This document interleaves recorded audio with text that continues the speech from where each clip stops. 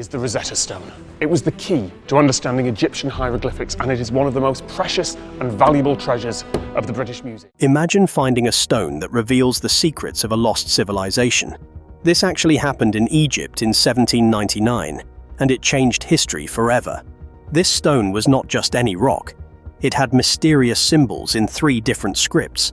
For over 1,000 years, no one could read 2 of these scripts. The world had forgotten how to understand the language of the pharaohs. However, this broken slab held the key. The Rosetta Stone didn't just stay in a museum. It started a race among scholars, created international conflict, and even survived bombs and secret tunnels. Scholars became obsessed with it, and governments fought for control over it. Today, it remains at the center of a global debate. So, what does the Rosetta Stone say? Why was it carved in 3 languages? How did this one artifact change everything we thought we knew about ancient Egypt? Because the real story of the Rosetta Stone is even more exciting and mysterious than you might think. The untold journey of the Rosetta Stone. It all began on a hot July afternoon in 1799 along Egypt's northern coast.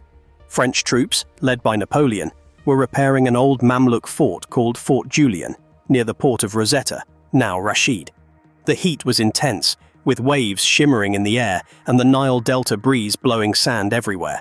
Soldiers were swinging picks and shovels at the crumbling walls when Lieutenant Pierre-François Bouchard noticed something unusual. Among the rocks, he found a slab that looked different from the rough stones around it. It was smooth, dark grey, and flat, marked with 3 neat rows of symbols. What started as a routine repair job turned into a significant discovery. The slab wasn't whole. Its top corner had broken off, but the bottom piece was intact. The back was rough, as if it were meant to be attached to a wall. The front, however, gleamed in the sunlight, displaying 3 bands of writing. None of the soldiers could understand the markings, but they recognized that it was important. The symbols looked too precise to be random. They carefully removed the slab from the structure and sent a message up the chain of command. Bouchard had it placed on a barge and shipped up the Nile to Cairo, where the Institut d'Égypte was located, representing the educated side of the French team. When the ship docked, a crowd of experts quickly surrounded it. They immediately sensed its importance. At the top were 14 lines of Egyptian hieroglyphs, which Europeans eagerly studied. In the middle, there were 32 lines of Demotic script, which was the common writing used for contracts. Some initially thought it was Syriac. At the bottom, there was clear Greek writing. For those trying to uncover Egypt's secrets, this combination was exciting. By September, a notice in the Courrier de l'Égypte quickly spread the news. Once people heard about it, many began copying it. Printers in Cairo worked hard to make replicas so that Europe could see it without having to transport the heavy stone. Linguist Jean-Joseph Marcel realized that the middle writing was actually Demotic, not Syriac. To create the prints, inventor Nicolas Jacques Conté used black ink, pressed damp paper onto it, and lifted off perfect copies. This process was like a unique printing press, showing sharp, reversed versions of the 3 scripts. In just weeks, copies were sent to Paris. The original stone stayed in Egypt, but its message was already traveling. Meanwhile, the war that led them to Egypt was falling apart. Napoleon had returned to France the previous August, leaving his troops behind. By March 1801, the British attacked Abukir Bay and pushed the weary French towards Alexandria. As they retreated, they packed charts, sketches, and treasures, including the valuable stone. The surrender at the end of August sealed the deal, and the artifact was mentioned in official papers. According to the capitulation of Alexandria, the main French treasures were handed over to the British and their Ottoman allies. On September 13, 1801, British leader John Hely Hutchinson tasked scholar Edward Daniel Clarke with obtaining the stone and transcribing it. This directive, now held at the British Museum, included Clarke, W.R. Hamilton, and Colonel Tompkins Hillgrove Turner. Turner claimed he took it directly from the French commander in Alexandria, while Clarke insisted that a French officer helped them find it. The details are unclear, but the outcome was inevitable. The Rosetta Stone was headed to England. Turner oversaw its transfer onto the French ship Égyptienne, which set sail for home. In February 1802, it arrived in Portsmouth as part of the loot. Before being displayed, War Secretary Lord Hobart allowed the Society of Antiquaries in London to get a first look. This remarkable stone, excavated by French archaeologists in 1799, went on display at the British Museum. On March 11th that year, a crowd of experts gathered around it as if it were a prophecy. Months later, they created plaster copies for universities in Oxford, Cambridge, Edinburgh, and Trinity College Dublin, as well as printed facsimiles for distribution.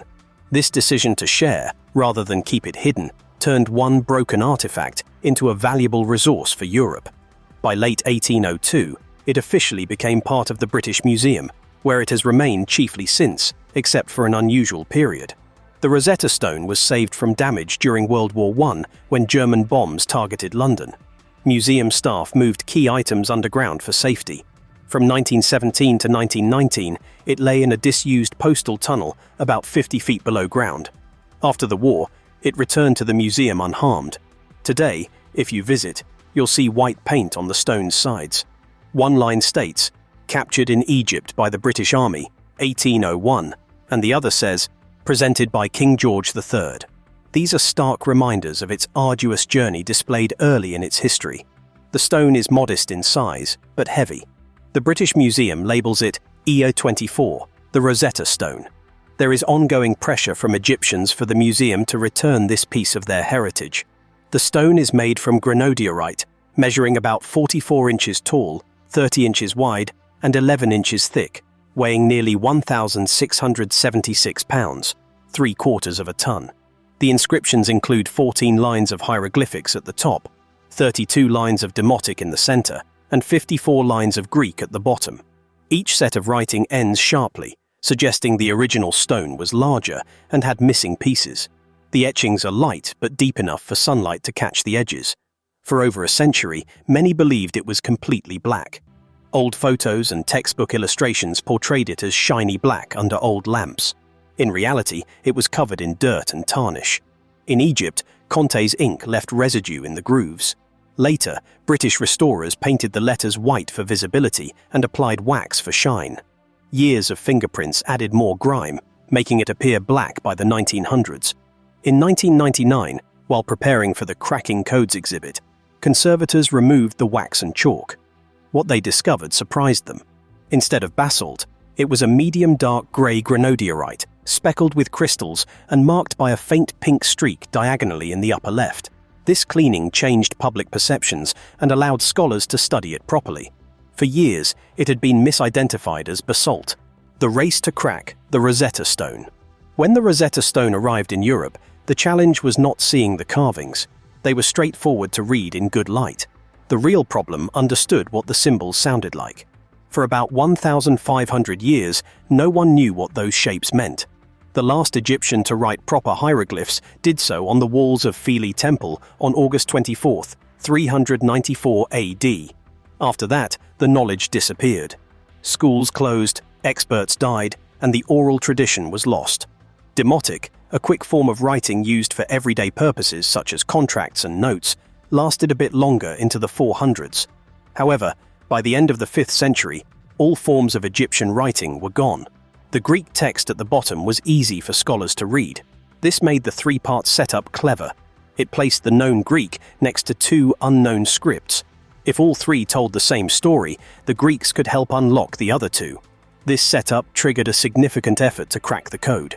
In Paris, around 1801, scholars began studying copies of the inscriptions, starting with the Demotic middle band. They found it less daunting than the hieroglyphs above, and it likely matched the Greek below. The first breakthrough came from French scholar Antoine Isaac Sylvestre de Sacy and Swedish scholar Johann David Åkerblad. They realized that royal names like Ptolemy, Alexandria, and Berenice would be similar across different languages. Åkerblad spent months studying Demotic script, looking for sign groups that matched Greek names. He created his own sound chart, but he hit a dead end. Demotic isn't a simple alphabet like Greek or Latin. Some signs stand for single sounds, while others represent entire words or concepts. The meaning of a sign can change based on its context. This complexity held him back. Despite this, he made an important discovery. Egyptians sometimes spelled names using sounds, not only symbols.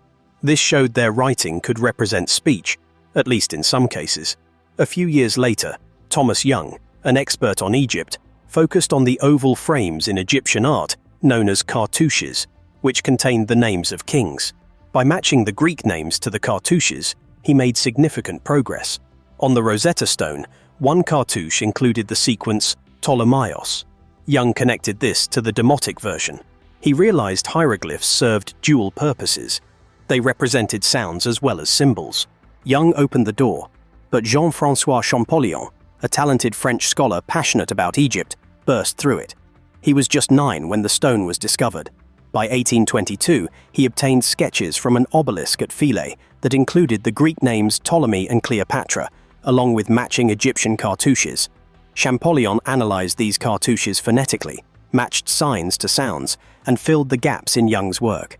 He proved that the writing system could also represent native Egyptian words. This was a breakthrough.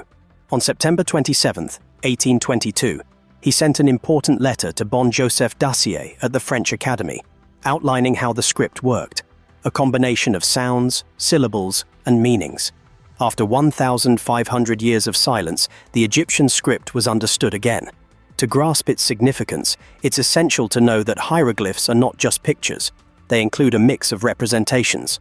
Some signs correspond to consonants, while others represent multiple sounds or entire words.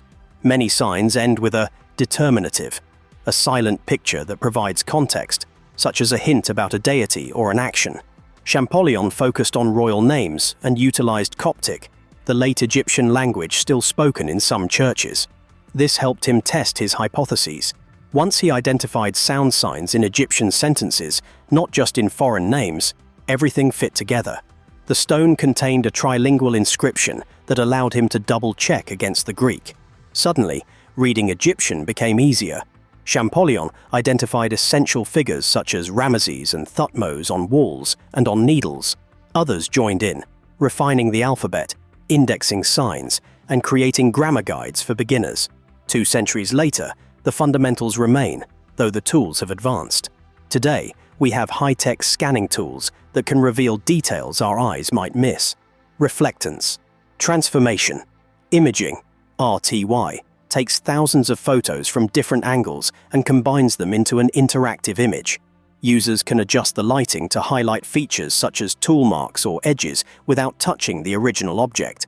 Researchers use RTI on coins, stones, and faded reliefs worldwide. There's also the Digital Rosetta Stone project in Leipzig, collaborating with Florida experts. They create super high-resolution photos and analyze changes in light to precisely measure depth. They align the 3 scripts with extreme accuracy, annotate the text, and are finishing the Greek portion before tackling the Egyptian portion. The goal is to produce a transparent, open-source file for experts to verify signs and meanings themselves. AI is becoming part of this process too. The Hieroglyphics initiative, supported by Ubisoft, the creators of Assassin's Creed, used thousands of sign sketches to train machines. This helps speed up the identification and tagging of signs for review, not to replace humans, but to assist them. By 2020, Google Arts and Culture launched Fabrica, a platform for beginners and professionals. Their AutoML technology helps identify and categorize hieroglyphs, making some of the work easier. These tools expedite component sorting and database creation. Now that we can understand their messages, one question remains. What momentous decree required a triple inscription on a massive stone? The message, hidden on the Rosetta Stone.